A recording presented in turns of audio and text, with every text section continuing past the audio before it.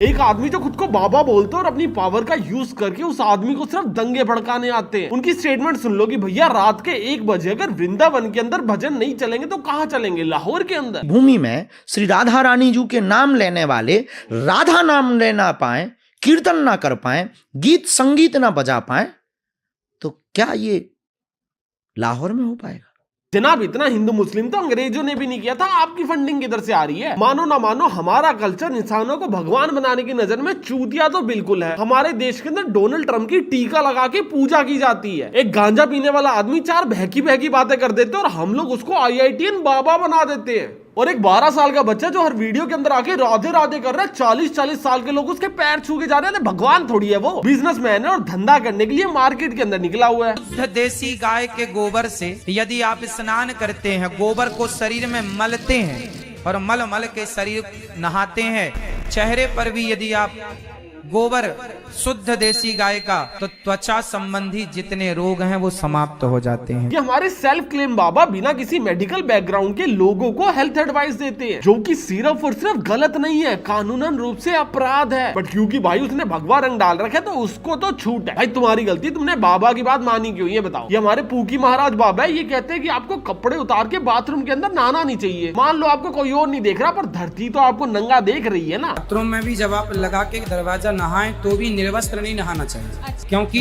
भले हमें कोई ना देख रहा हो पर प्रकृति तो देख रही है। सोचो धरती कितनी बेली होगी, रोज सुबह मेरे नहाने का वेट कर रही है। पता है क्या, इनके ऊपर हजारों वीडियोस ना पहले से बनी हुई है और मैं कोई नई वीडियो बना के ना कुछ क्रांति नहीं ले आऊंगा। बट स्टिल हम इन लोगों को सुनते हैं, इन पे विश्वास करते हैं और इनके खिलाफ कुछ भी नहीं बोलते। उसका रीजन पता है क्या है? क्योंकि हम लोगों के दिमाग में ये भर दिया गया कि भैया जब एक मुस्लिम आदमी अपने धर्म के खिलाफ नहीं बोलता, क्रिश्चियन आदमी अपने धर्म के खिलाफ नहीं बोलता, तो हिंदू क्यों बोले? धर्म सही है, धर्म गलत है, हमारा काम है कट्टरपन से उसको फॉलो करना। और अगर ये तुम्हारी आइडियोलॉजी है तो मुझे इस आइडियोलॉजी से कोई भी फर्क नहीं पड़ता, अनटिल अनलेस तुम लोग बाबाओं को धर्म मानने लग जाओ। तुम्हें से बहुत लोग ये आर्गुमेंट लेके आने वाले ना कि भैया अगर तेरे में हिम्मत है तो इस्लाम के खिलाफ बोल, तेरे में हिम्मत है तो क्रिश्चियनिज्म के खिलाफ बोल। 100% बोलूंगा उनके खिलाफ जिस दिन मैंने हिंदुइज्म के खिलाफ बोल दिया, क्योंकि इस वीडियो के अंदर मैं हिंदुइज्म के खिलाफ थोड़ी बोल रहा हूँ। ये आदमी की उम्र 29 साल है, इस वीडियो के अंदर उसकी बात करूंगा तो क्या ये पूरा हिंदुइज्म है? ये नकली बाबाओं से हिंदुइज्म को कंपेयर करके उसकी डिसरिस्पेक्ट करना बंद कर दो। तुम्हारे ये 2-2 पैसे के बाबा नहीं है हिंदुइज्म, तुम्हारी सोच और औकात दोनों से बड़ा है धर्म। दुनिया का सबसे पहला धर्म है हिंदुइज्म। और ये जो आजकल के नए नए हिंदू रक्षक आए ना, तुम लोग तो मेरे से दूर ही रहना, क्योंकि मुझे पता है कि बाबाओं के पैसे कमाने के चक्कर में या नेताओं की पॉलिटिक्स करने के चक्कर में ना तुम्हारा दिमाग तो खोखला हो चुका है। तुम लोग बन चुके हो एक कठपुतली जिसको इस वीडियो से भी कोई लेना देना नहीं है, बस गाली बक्के भागना है। और सच बताऊं तो ऐसे खोखले लोगों के लिए मैं ये वीडियो बना भी नहीं रहा हूं, क्योंकि जो 2 पैसे के लोग सावन के अंदर जाके KFC बंद करा के खुद को चौड़ा समझते हैं ना, ऐसी बुद्धि को मैं एंटरटेन करना तो बहुत दूर की बात है, देखना ना पसंद करूं। ये सो कॉल्ड फेक हिंदू तुम्हें बताते हैं कि भैया हम लोग ऐसा करके हिंदुइज्म को प्रमोट कर रहे हैं और मुझे आगे एंटी हिंदू टाइटल दे देंगे। और जो भी लोग ऐसा देने की कोशिश करेंगे उससे पहले बता देता हूँ भाई, 4 साल रामलीला करी है हम लोगों ने। तुम्हारे जैसे सोसाइटी के अंदर रीलों के ऊपर बैठ के कमेंट और गालियां नहीं बकी है। हम सोसाइटी के अंदर 10-12 बच्चों को इकट्ठा करते होते थे, उसके बाद गली गली जाके चंदा मांगते होते थे 2-2 महीने तक। फिर थोड़े से पैसे आते थे, उससे कॉस्ट्यूम्स लेके आते थे, लोग लेके आते थे जिनको रामायण के बारे में नॉलेज है, जो हमको गाइड कर सके कि भैया स्क्रिप्ट भी कैसे बनाई जाती है। टेंट वालों को अरेंज करते थे, स्टेजेस बनाते थे, लोगों को बुलाते थे कि भैया हम लोग रामलीला कर रहे हैं, देखने आओ। और उस पूरी चीज का एजेंडा ये होता था कि भैया राम के नाम को बनाया जा सके। मैंने राम की लीला करते हुए राम का नाम लिया और तुम लोगों ने दंगे करते हुए। तेरे में और मेरे में फर्क बहुत है, तो मेरे साथ खुद को कंपेयर मत करियो। अभी वीडियो के अंदर आगे बढ़ने से पहले एक बहुत ही बड़ी प्रॉब्लम के ऊपर बात कर लेते हैं कि आजकल कॉलेजेस को चूज करना काफी ज्यादा कंफ्यूजिंग डिसीजन बन चुका है। और ऊपर से AI का डर आ चुका है। आधे लोग कह रहे हैं कि भैया AI से नौकरियां जा रही हैं, और द रियलिटी इसकी AI को सीखे बिना तो भैया नौकरियां है ही नहीं। बट हमारे देश के अंदर मैक्सिमम लोगों को AI के बारे में पता ही नहीं है, और मार्केट के इसी गैप को फिल करने के लिए मिराई स्कूल ऑफ टेक्नोलॉजीज अपने बच्चों को AI कंपैटिबल बना रहा है, अपने बच्चों को AI रेडी बना रहा है। मिराई स्कूल ऑफ टेक्नोलॉजीज के स्टूडेंट्स बना रहे हैं AI chatbot, automation projects, computer vision tools और काफी सारी चीजें। और ये सारी चीजें ये लोग पहले दिन से सिखाना शुरू कर देते हैं। और आपकी डिग्री सिर्फ तभी काम आती है जब आपने प्रैक्टिकली कुछ बिल्ड भी किया हो, जिसके लिए इन्होंने हर बच्चे के लिए 5000 घंटे की कोडिंग मैंडेटरी कर दी है, जिसमें इनके स्टूडेंट्स को गाइड करने वाले लोग गूगल, अडोबी और अमेजोन जैसी कंपनीज के एक्स एम्प्लॉयज हैं और इनका फोकस काफी क्लियर है कि बच्चों को 2030 के मार्केट के अकॉर्डिंग जॉब रेडी बनाना, जिसके लिए इनके पास 24/7 एप्पल लैब्स अवेलेबल है। इसके साथ साथ रोबोटिक्स लैब भी और रियल लाइफ प्रोजेक्ट्स के ऊपर ये लोग आपको काम भी करवाते हैं। प्रॉब्लम भी है कि एक ही जगह के ऊपर इतनी सारी चीजें मिल रही है ना, तो डिमांड बहुत है, इसलिए इनका बेंगलोर का कैंपस तो पूरा भर चुका है और दिल्ली एनसीआर के हाईटेक कैंपस के अंदर लास्ट की कुछ सीट्स पड़ी है, जिसके लिए इन्होंने बस अभी एक लास्ट एग्जाम कंडक्ट करवाया। तो अगर तुम लोग भी इसके अंदर अप्लाई करना चाहते हो तो अप्लाई करने की लास्ट डेट 5 अगस्त है और 6 और 7 अगस्त को इनका एक ऑनलाइन एग्जाम होगा, जिसके अंदर टॉप 20% बच्चों को स्कॉलरशिप भी दी जाएगी। और अभी इसके अंदर ज्वाइन करने का एकदम लास्ट चांस है, तो मैं तुम्हें डिस्क्रिप्शन और पिन कमेंट के अंदर लिंक दे देता हूँ, तुम लोग वहां से जाके इसको चेकआउट कर सकते हो। तुम लोग तो जिनको पूजते हो ना, तुमको ये भी नहीं पता कि उसको पूजा भी क्यों जा रहा है। ये खोखले लोग पूकी महाराज की पूजा करते हो और पूकी महाराज है पता है कौन? कथावाचक। पता है कौन होते हैं? एक ऐसा आदमी जिसको भगवान की कहानियां पता होती है और उसको इंटरेस्टिंग वे से लोगों को बता रहा होता है। मैं दोबारा रिपीट करता हूँ, एक ऐसा इंसान जिसको भगवान की कहानियां पता है, जो शायद तुमको भी आधे से ज्यादा पता है पर उनको थोड़ी ज्यादा पता है, और वो ज्यादा लोगों को बता रहे जिससे अवेयरनेस फैली जा सके। और जो हमारे भगवान की कहानी हम ही को बता रहे, हम उसी को भगवान बना दे रहे। बट इससे भी ज्यादा प्रॉब्लमेटिक चीज पता है क्या है? जब आप लोग कथावाचक होते हो और आप लोग कथा खड़नी छोड़ देते हो। पूकी महाराज की कौन सी कथा आप लोगों ने सोशल मीडिया के ऊपर देखी है? ये बता दो। कोई ना कोई फेक कहानियां देखी होंगी, कोई सैवेज रिप्लाईज देखे होंगे, कोई फनी कमेंट्स देखे होंगे। ये बंदा एंटरटेनर है, कोई कथावाचक नहीं है। आज की बाबाओं की जनरेशन वो चीजें नहीं बता रही है जो कथाओं के अंदर है, वो चीजें नहीं बता रही है जो ग्रंथों के अंदर है, वो चीजें बता रही है जो चीज तुम लोग सुनना चाहते हो। आजकल के बाबा कोई बाबा नहीं है, एक कंटेंट क्रिएटर है। एक कथावाचक का सिर्फ एक ही काम होता है कि भैया जो भी ग्रंथों के अंदर लिखा हो उसको एग्जैक्टली ट्रांसलेट करना इजी लैंग्वेज के अंदर, जिससे आम लोग उसको समझ सके। ना ही आप लोग उसको मैनिपुलेट कर सकते हो, ना ही आप लोग उसके अंदर अपना पॉइंट ऑफ व्यू ऐड कर सकते हो। बट आजकल के हमारे गुरु हमारे धर्म के नाम पे हर चीज को जस्टिफाई कर देते हैं अपना पॉइंट ऑफ व्यू घुसा के। चाहे वो ये पॉइंट ऑफ व्यू हो कि भैया औरतों को तो मार पड़नी चाहिए,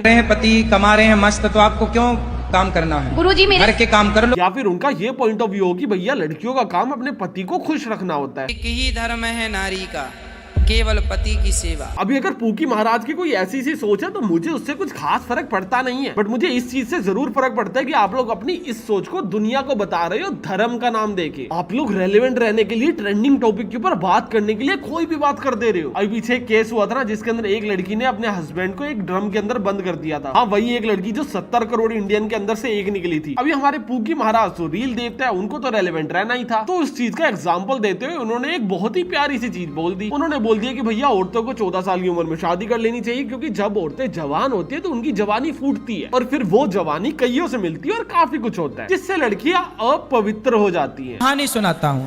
पहले के लोग 14 साल की लड़की लाते थे। माना कि मैं कोई 14 साल की लड़की ले आया, तो 14 साल की लड़की जब मेरे संग रहेगी वहां घर पर, तो मैं उसे बेटी की तरह लाड़ करूंगा।